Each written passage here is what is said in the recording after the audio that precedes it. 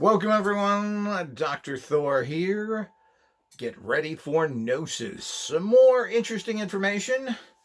Well, I'm not sure how many people know of or even care of this particular person, Raynald of Chatillon, who was a famous Knight Templar, who was portrayed in by who was that guy? Ridley Scott in Heaven and Earth, the large Hollywood version of the Crusades, which certainly put a lot of money into making that production, yet, of course, was fraught with misinformation, lies, and the typical cowardice you get out of the Hollywood people, and particularly, apparently, the Brits, who don't want to stand up for what was done in the Middle Ages, the medieval times, when the truth, of course, never gets out there. So they've been brainwashed like everybody else. I believe it was one of the Monty Python cast members of that comedy group who claimed, I can't remember his name, who claimed to be a medieval researcher and expert, who came out with complete and total lies about the Crusades and what went on there. As the Crusades, we can't get any information. We have prejudice information that comes out from people that don't know the complete story. They know absolutely nothing. They think that some reason Europeans invaded the Middle East, and that was not their land. Jerusalem and lots of the Middle East were owned by the Crusaders because nobody owned them. They claimed the territory, particularly Jerusalem, way before anybody else did. We've got to understand the timeline. The, quote, Jesus story and religion goes back a little over 2,000 years. When we look at Islam, the Islamic story only goes back 1,500 years. Well, 500 years is 5 generations at least. And we have to understand the time frame here. Judaism goes back approximately 3,000 to 4,000 years. So to think that somehow Islam owned Jerusalem, which they copied and put in their religious documents, is the joke of all jokes. Jerusalem was occupied by a lot of Christians, and the Muslims went in there and killed them and took Jerusalem that was owned by Christianity. Now, you want to say that it's owned because it's a regional place? Well, first of all, people are very ignorant. Countries are something that are very new. There used to be city-states. A city-state means a city that basically is a country, because it's the only place where you can have organized individuals.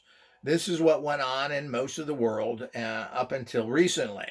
There are many city-states, like Vienna, and you can just name the city, and that was a city-state. It was not a country. Most countries weren't formed until quite recently.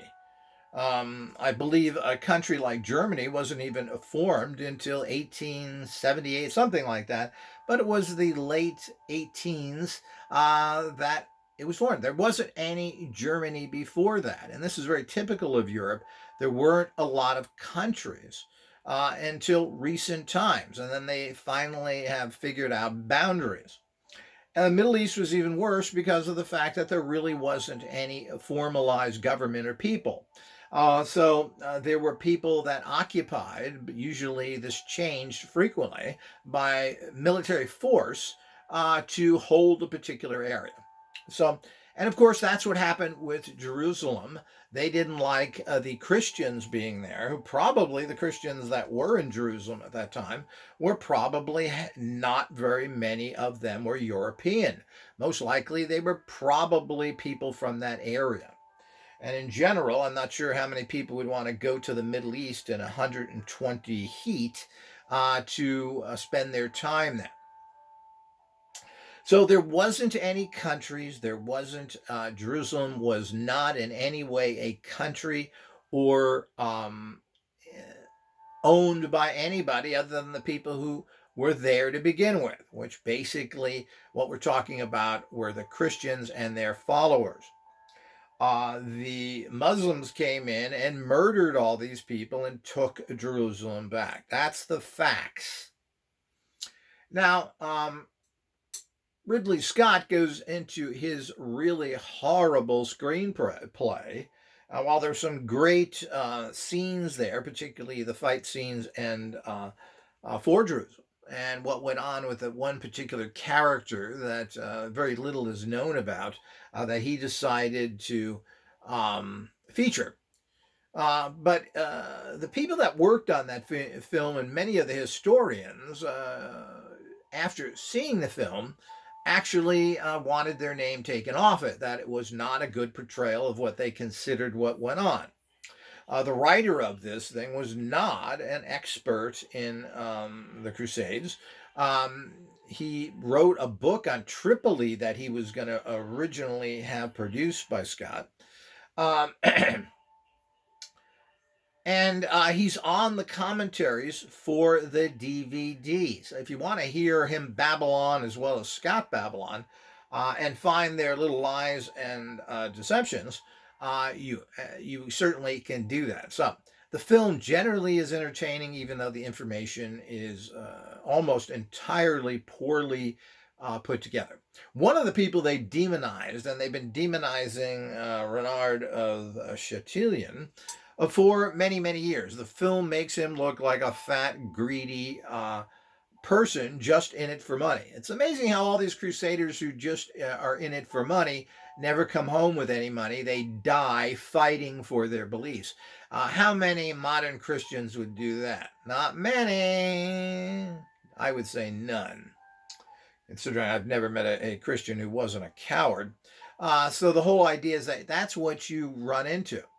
So they made him, and this film in particular made him look horrible. Now, historical data says the opposite. It gives you a very clear understanding of what this guy did and what he was up against. Now, he was not one of the rich crusaders, so he tended to do certain things to get money. And that's part of life, raiding Muslim caravans and other things. This was a necessity for him to keep his kingdom going. And, money wasn't pouring in. People don't understand that even though the Vatican may have supported these things, they really didn't put all that much money there. And there never was enough money in the Crusades for the Crusaders to fight properly. Particularly the fact that they needed lots of money to pay Italian archers. And when they didn't have that money, of course, their military was basically very weak. And this is the reason why they lost so many of the battles. The other thing is glorifying the great Saladin. And the fact is that Saladin, who was not even an Arab, or he was a Kurd, and over glorifying him as him being fair and everything else. Well, a lot of this I tend to think is nothing more than historical fantasy. He's been noted in killing many people, and he threatened to murder and was going to murder everybody in Jerusalem when he took over the last time. If, in general, even if they surrendered, it was only the leader in Jerusalem at the time, featured in this film, that worked out a deal. So it's as simple as that. So to think that Saladin was this great guy and everything, while there's some instances, apparently, so is the mythical gossip. And you got to remember, a lot of this stuff is going to be put into the historical context just for Hollywood effect. Meaning it makes the person look good and it makes you feel good. Now, the one thing they mentioned in the film, and if you listen to commentaries carefully, one of the things they left out was the fact that, including Saladin, who followed this practice, that any military religious order, these were the Templars, the Hospitallers, and whomever, there was a lot of these, by the way, who were sponsored by some religious group. These were these people, when captured, were killed. Now, it was the practice in the Crusades and in this time of war that you would ransom people back. because of the fact there were limited goods and you could use the cash. So why kill them? So this was the kind of professional warfare they had back then, which is why a lot of the people surrendered and so forth.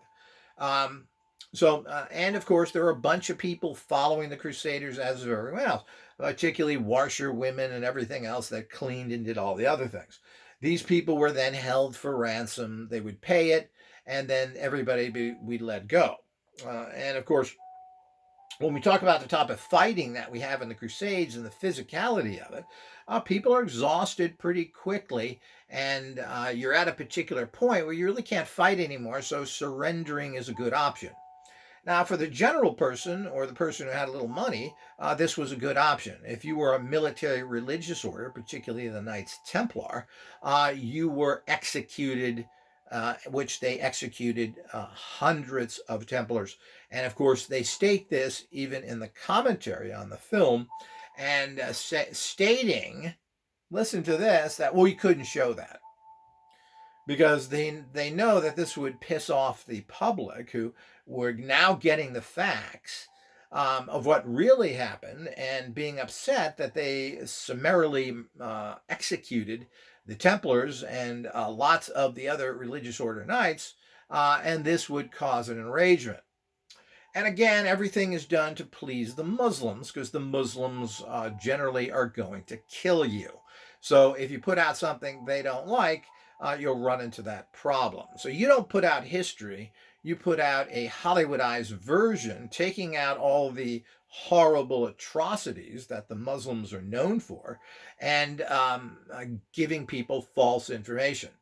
The problem with this is that this then leaks into people's stories, like this movie. This movie now will be taken as fact by future generations. You have idiots like the Monty Python jerk who came out and knew nothing about that, talking about the atrocities done by some crusade at a particular point. Well, the point is that atrocity that he talked about in particular, I believe it was at Acres or somewhere else, never happened. We have proof of that. It's written in the documents. Now, the point is, the author of this, the screenwriter of this, claims that he took all of his information directly from people who were their accounts. William Tyre, I believe, and other people that were there. Well, they may have been, but you got to remember this is, of course, pulp fiction when you're writing stuff. So the written so-called documentation of all this stuff done by several, I believe they were all Brits, are highly romanticized for making them look good, and the information was wrong. The people who really had the background there, which we get very little from, and few people understand, that most knights, and particularly the Knights Templar, were French. And there are French versions of the Crusades and everything else that are much better, just like French old books, in particular grimoires, tend to be the best books to translate. These are rarely looked at because of the prejudice against the French by the British, who have been fighting the French for hundreds of years. That's where Europeans have wasted their time instead of putting their money and weapons into fighting outsiders, or at least people that threaten their kingdom. But no, no, no, they fought each other. The Brits have always thought that they owned part of continental Europe, which was French owned, and have always had wars going on. The 100-Year War was based on this and other conflicts. Now, this is history that's all forgotten because your teacher doesn't know it and could care less. They're going to teach you fraudulent information that you get in all so-called educational classes. So this is a guy who's been demonized that doesn't deserve to be demonized. If you watch that film, they made him, the actor did a great job making him look like a greedy scumbucket. The bottom line is this guy, again, he was captured once, released. He then was captured again and executed. He wasn't captured because he was selling stuff on the local market. He was fighting and got captured in a battle by Saladin yet again. So the point is, these people who are so scummy and everything else are putting their life on the line, as all the people who went to the Crusades did.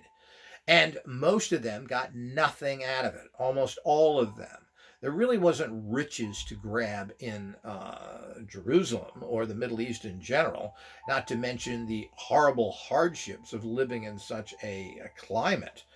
So there certainly was very little benefit, and I frankly doubt that people made much money from it in general. I have trouble finding any sources that say a crusader or someone who went to the Crusades profited by it. First of all, most of the crusaders who went there were wealthy people to begin with, who gave up most of what they had to fight for something they believed in. Something that is rare to find in this day and age, particularly in Christians who tend to only work for the man, the police, the military, etc., and be basically whores to a political system instead of being a whore to what they believe in. So you run into this all the time. So the showing the this guy in particular as a bad guy is again just, and that's the bigger picture again, as I'm trying to do. What's the bigger picture? You got lies here. You have information written by a person about a person who are contrived in lies that were written by someone who probably didn't like him initially, and then it's turned into history. Now, if you look into the history and the facts of this, as a few people have done, there is a book on this guy now that goes over all this and talks about his real life. Well, here we go again. The bigger picture is that you're living in a false information world. Nobody does the research. People write things and demonize somebody based on the literature they use, and it's happened to this guy. This is something to take note of because this is how the world works. It's all garbage. You're being fed crap. This is also the case of the infamous story of Dracula, which basically was a fictionalized version, but Bram Stoker based his novel on, and obviously it was highly fictionalized, on a person called Vlad Tepes of what is now Romania, who thought it was a Christian of the Dracul order, or the Dragon Order of Christians, who fought in his home country, which is now Romania, to keep the Turks from taking over his country. And of course, enslaving and taking their children as they did to create armies of psychotic murderers, where they would take a certain amount of children and from that stage on make them into psychotic murderers, as well as raping and torturing them as well to complete the recipe of poison. So, or the wings of the locusts. So the whole idea is that these are the type of things that happen. And of course, Bram Stoker didn't do his due diligence to get the real story, or didn't want to. It fit into his little novel that he wrote. The information that he got was gotten from the Germans who wrote about him, who didn't like Vlad Tepes because they were trading with, guess who? Their lifelong buddies and pals, the Turks. Oh, yeah, who have committed 5 genocides in the last, I believe, 150 years. God knows what else they're doing, but all of the horrendous things the Turks have done is ignored. Here's a guy who was outnumbered probably 100 to 1, who kept the Turks at bay, at least for a small period of time, by being very brutal and scaring them. And of course, he took care. What I like so much about him, he's one of my heroes, is the fact that he took all the rich, two-faced scum in his country and executed them as well. But they also killed his father and everything else. So, Vlad Tepes, otherwise known as Dracula, but really was the Dracul, which was another word for dragon, which was a famous knightly order in Europe, which he was part of, and his father was part of. So that's where that bastardized term comes from. Can you see how people warp everything now? This was a novel, and I don't know if we should take it too seriously or not, and I'm not sure what Stoker said about this in real life, but to demonize him in any way whatsoever means you don't understand his history and what he was doing, fighting for the survival of his country, as well as survival of his religion. He was also taken captive, him and his brother, Radu, famous Romanian name, who went with the Turks, eventually turned on his own people. Both of these were horribly raped and mind screwed, as well as other screwing, as part of the typical process that you're going to get from Turks and from the Middle Eastern culture, which are notorious for their homosexuality. So the whole idea is that this is all that goes on that you don't know about and should know about. So that's another famous case, and you can read about yourself. None of this is hidden, people, just like the real history of this person. I always wondered about this and wanted to read about him. Now it's coming out as a few scholars have looked into it and haven't taken the gross statements about this by one particular person, which I believe was William McTire, who didn't particularly like this guy and all that goes with that. But ultimately, this guy gave his life, he fought for the cause. He was not a rich guy, so he had to do things, and they didn't like the fact that he would confront different Muslims, etc., and fight them in battle, even during times of what may be considered truce, because he needed money, that nobody would support him. So we've got to understand all the intricacies of this. And we have to not go by the fake Hollywood versions of things, like they wouldn't show the fact of the execution of the Templars and other military religious orders that the great loving Saladin did himself, as well as the other atrocities Saladin did, period. So we have to remember all this. Everything has to be looked at in a particular way. And, people, for one reason or another, want to believe lies. They don't want to, for some reason, people think it's good if you're against the Crusades and you demonize the Crusaders who were fighting for their belief systems in a land that they had occupied 500 years prior to the Muslims coming along, because Islam is a fairly new religion, whose actual founder, Mohammed, married a 6-year-old and consummated that marriage when she was 9, which is why Muslims now are allowed to marry at 9, because after all, Mohammed did it. The big cheese did it. And you can get what they call child marriages even today for short periods. They'll marry you for small periods of time, and it's perfectly acceptable, even though apparently there are some caveats to this contact, and have sexual contact with a 9-year-old, and they have temporary marriages there. Right, Scott Ritter? So the whole idea is that all of those things that go into that is what goes on as their belief systems, and this goes on to today. And to cover up these things. And, the reason I bring some of this up right now is that to demonize one person over another. I don't know what's going on in Israel right now. The harshness of it is probably overboard, but their people were killed and massacred and tortured and are now even hostages of groups of people. Should we treat them nice? But you can make your own time. I really have no idea of the extent of what's going on there. But this is the kind of disinformation. The bigger picture, people. You think that the disinformation that is in so many books and in this film, which is now going to be carried on to endless future generations, because films never go away. So anybody that wants to learn about the Crusades in 2.5 hours will watch this movie and get a horrible, horrible understanding of what went on. If not completely fraudulent and perverse. The bottom line is these are not jokes. This is how things get warped and how people get opinions that you're not going to take the trouble to research this, just like people haven't taken the trouble to look into Vlad Tepes. As a matter of fact, most Satanists, ironically, somehow think that Vlad Tepes or vampires or other things are all part of their dark, evil path.